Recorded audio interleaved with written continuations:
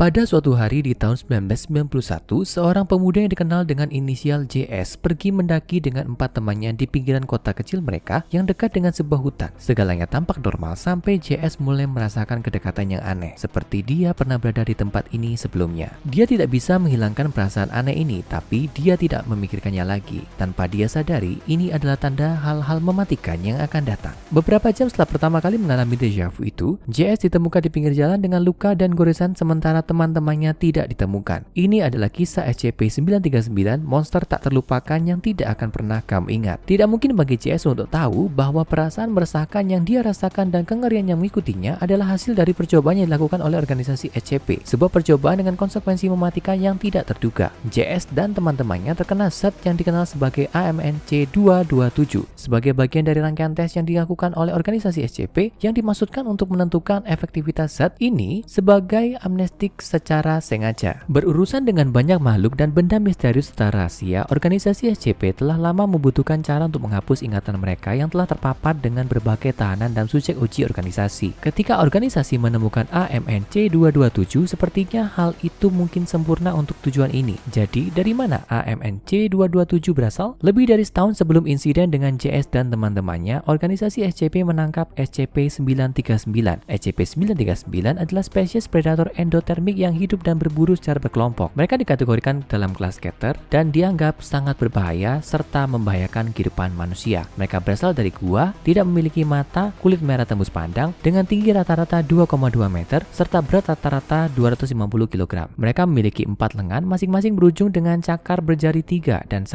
jari keempat yang menyerupai ibu jari. Selain cakar yang tajam, mulut mereka dipenuhi dengan gigi merah seperti taring yang panjangnya mencapai 6 cm. Karena tidak memiliki mata, mereka memiliki bintik-bintik sensitif cahaya di sepanjang punggung mereka yang ditutupi duri yang dipercaya dapat mendeteksi perubahan tekanan dan aliran udara. Selain banyak atribut menakutkan lainnya, anatomi internal SCP-939 menimbulkan misteri biologis. Makhluk ini tidak memiliki sistem peredaran darah dan saluran pencernaan. Ya, itu benar. Meskipun menjadi predator yang tampaknya hanya ingin makan, mereka tidak punya perut. Sebaliknya, ketika mereka makan, makanan mereka menumpuk di sistem pernapasan mereka sampai menghambat fungsinya, lalu kemudian dimuntahkan. Meskipun sebagai makhluk yang sebenarnya dalam kondisi logis apapun tidak dapat hidup, SCP-939 mampu hidup dan bahkan mampu melahirkan anak setelah masa kehamilan 12 bulan. Organisasi SCP mampu mempelajari anak-anak ini yang lahir di penangkaran pada September 1992. Meskipun makhluk-makhluk itu tetap menjadi misteri ilmiah seperti saat pertama kali ditemukan. Segala sesuatu tentang mereka tampaknya menentang logika dunia yang sejujurnya bukan hal baru bagi organisasi. Pada sistem pernapasan SCP-939 ditemukan bahwa dia menghembuskan sisa kecil zat amnestik di udara, diberi nama AMNC227. Senyawa ini memblokir pembentukan ingatan selama durasi pemaparan, ditambah periode 30 menit setelah pemaparan atau sekitar beberapa menit. Zat itu tidak berwarna, tidak berbau, tidak berasa, dan baru terdeteksi dalam aliran darah setelah 60 menit. AMNC227 telah disetujui untuk digunakan sebagai amnestik tingkat C oleh organisasi SCP pada tahun 1990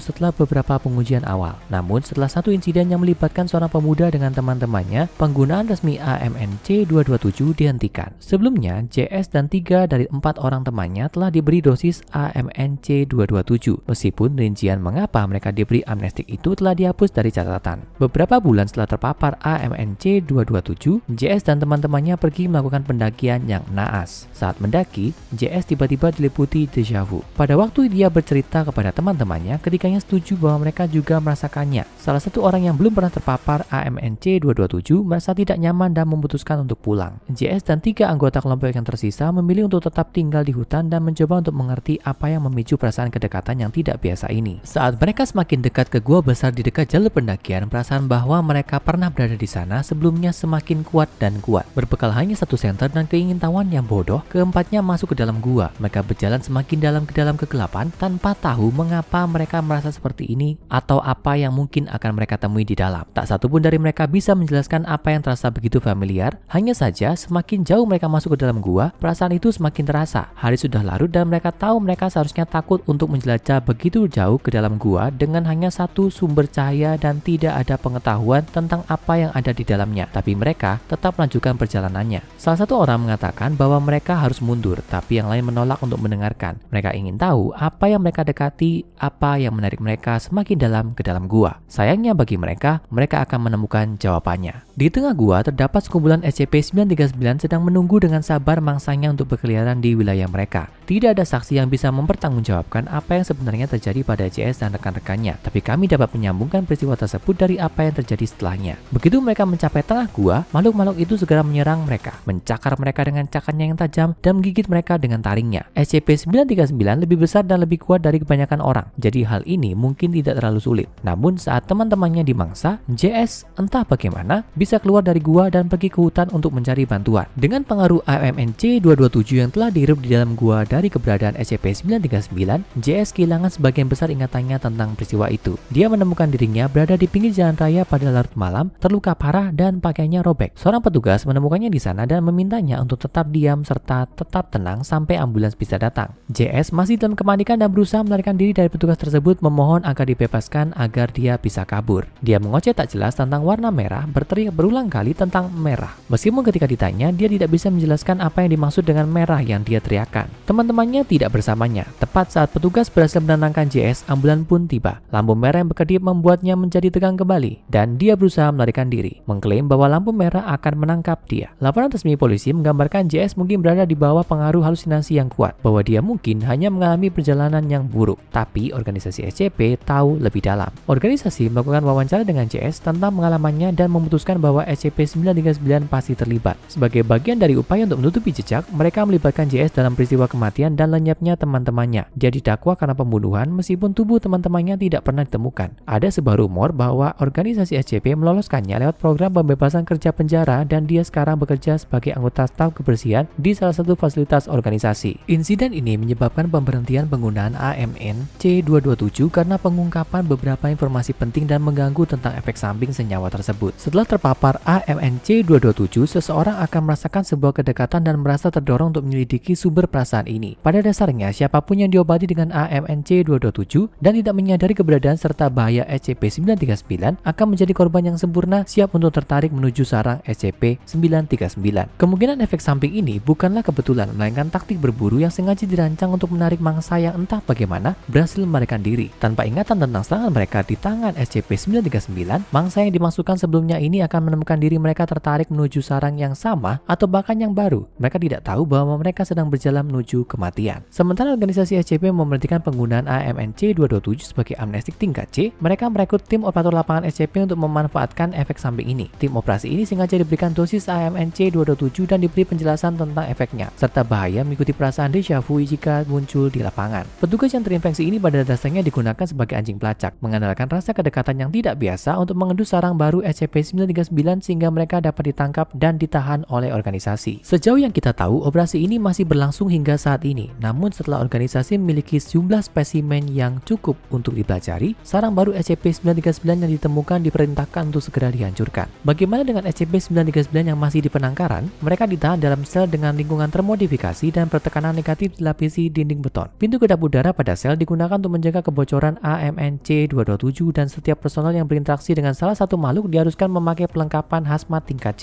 untuk menghindari paparan dan mengikuti prosedur dekontaminasi saat keluar dari sel. Semua SCP-939 memiliki perangkat pelacak subdermal yang ditanamkan untuk menemukannya saat melarikan diri. Hanya ada satu SCP-939 yang telah melahirkan setelah makhluk-makhluk itu berada di penangkaran, dan hanya satu yang bertahan hidup. Anehnya, SCP-939 muda itu terlihat tidak dapat dibedakan dari bayi manusia dan akan mengubah penampilan fisik mereka pada suatu periode yang belum diketahui seiring penambahan usianya. Jika ada lagi keturunan yang dihasilkan, mereka akan segera dipisahkan dari induknya untuk dipelajari. Organisasi SCP telah menyensor semua informasi tentang lokasi makhluk-makhluk ini atau insiden yang melibatkan JS, menolak untuk mengungkapkan di mana habitat aslinya. Yang kami tahu adalah bahwa mereka ditemukan di gua-gua di hutan di luar kota kecil. Bisa jadi di kota mana saja, bahkan di kotamu. Jika kamu pergi mendaki dan tiba-tiba merasakan deja vu, jangan selidiki hal itu. Jangan penasaran, pulang saja. Mungkin saja ini akan menyelamatkan hidupmu.